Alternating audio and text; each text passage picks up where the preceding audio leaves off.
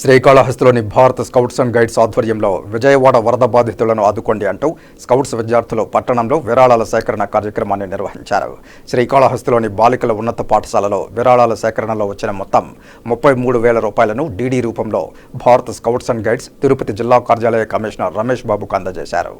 రమేష్ బాబు మాట్లాడుతూ సీఎం చంద్రబాబు నాయుడు పిలుపు మేరకు తమ భారత స్కౌట్స్ అండ్ గైడ్స్ విద్యార్థులు విజయవాడ వరద బాధితుల సహాయార్థం పట్టణంలో విరాళాలు సేకరించారని, వచ్చిన 33,000 రూపాయల విరాళాల సేకరణ డీడీ రూపంలో తిరుపతి జిల్లా కలెక్టర్కు అందజేస్తున్నామని, ఆ నిధిని కలెక్టర్ సీఎం రిలీఫ్ ఫండ్కు అందజేస్తారని, ప్రతి ఒక్కరూ విజయవాడ వరద బాధితులను ఆదుకోవాల్సిందిగా ఆయన విజ్ఞప్తి చేశారు.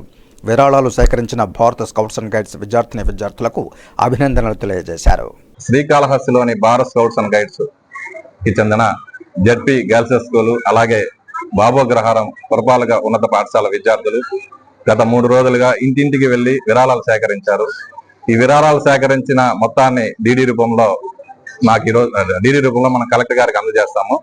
ముఖ్యంగా ఏంటంటే 96 నుంచి మనం కాళహస్తిలో స్కౌట్స్ అండ్ గైడ్స్ ఆధ్వర్యంలో అప్పుడు వచ్చిన కోనసీమలో వచ్చిన వరద బాధితుల నుండి ప్రతి ఏ వరద బాధితులు కానీ భూకంపాలు వచ్చినా కానీ ముందు కాళహస్తిలో మన స్కౌట్స్ అండ్ గైడ్స్ పిల్లలు ఇంటింటికి వెళ్లి విరాళాలు సేకరించి అందించడం జరిగింది. ఆ నేపథ్యంలో ఈ రోజు కూడా శ్రీకాళహస్తిలో ఇంటింటికి వెళ్లి దాదాపు పట్టణం అంతా తిరిగి విరాళాలు సేకరించారు. దాదాపు 33,000 పైగా విరాళాలు వచ్చింది. ఈ విరాళాల మొత్తాన్ని డీడీ రూపంలో కలెక్టర్ గారికి అందజేయడం జరుగుతుంది. గర్ల్స్ హై స్కూల్ పిల్లలు స్కౌట్స్ అండ్ గైడ్స్ ప్రతి వీధి తిరిగి చాలా పెద్ద మొత్తంలో విరాళాలు సేకరించారు. వారికి ప్రతి ఒక్కరికి ధన్యవాదాలు తెలుపుతున్నాను.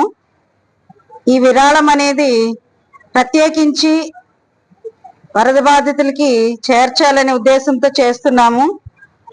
ఆ పిల్లల యొక్క వారి యొక్క ఆశీస్సులు కూడా పిల్లలకు ఉంటాయి.